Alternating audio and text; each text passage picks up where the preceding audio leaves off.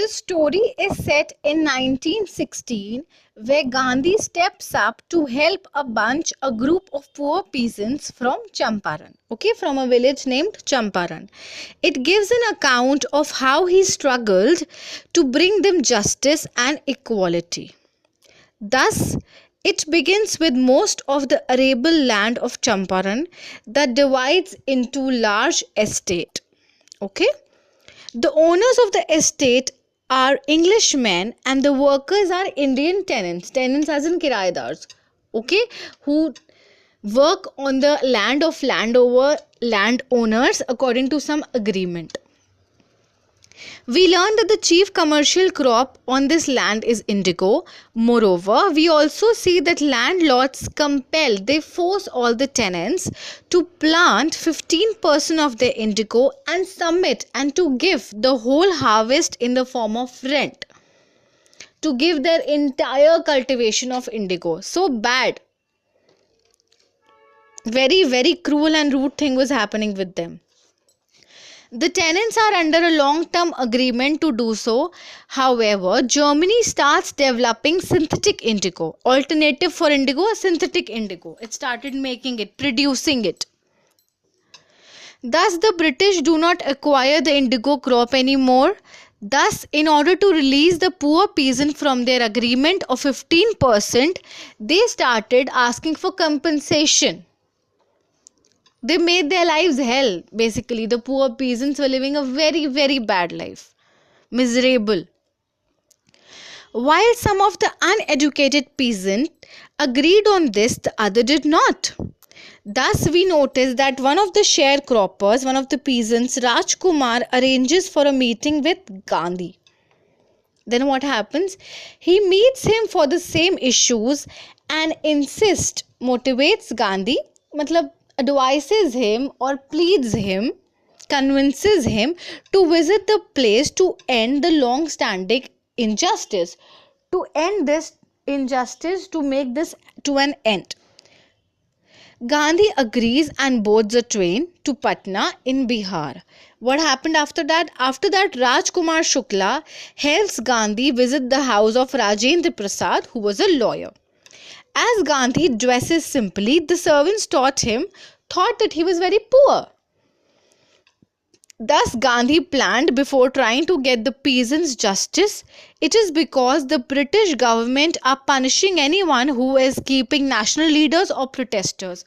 Obviously, children, they would be disappointed. Why? Because then their rule will come to an end. When people will stand against the British people, they were scared that people will go against us. So they had made it a petition that nobody is allowed to say anything or protest anything about the matter. About this matter or any matter whichever was going around. Thus, Gandhi arrived in a place. The news of his arrival and mission spread around the town like wildfire. Everybody came to know about it. This resulted in a lot of lawyers and peasants pouring in large numbers in his support. Everyone was supporting him. Consequently, the lawyers did accept that the charges are quite high and too unreasonable. He was able to prove, state the fact that it was very unfair and illogical.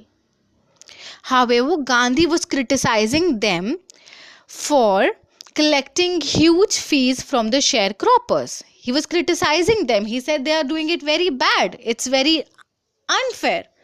He was concentrating on counseling, as this will provide the peasants with confidence to fight against their fear.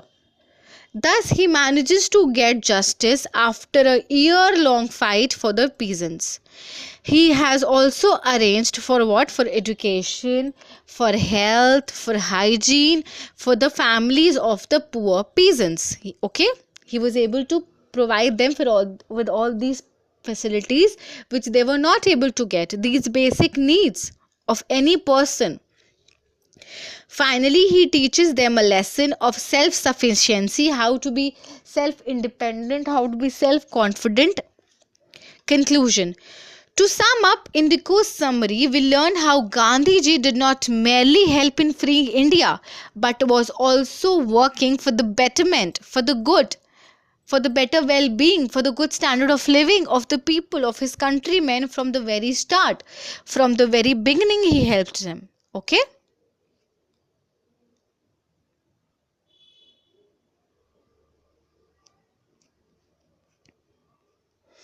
Okay, children, so it is a very important chapter. Okay, Indigo. It is very easy. I have explained you each and every bit in a very relaxed manner so that you people can easily get this tough chapter. Okay, but one thing, children, keep this in your mind that do read this chapter on your own from your books 3-4 times, then only this thorough reading will also always help you, children. Don't just pen the things down. It should be inside your head. I am asking you a question and you are able to answer it at once. Okay, this is what I want. Do go through the story, the chapter, and let me know what is the situation. Did you get it? What are the problems you are facing? Okay.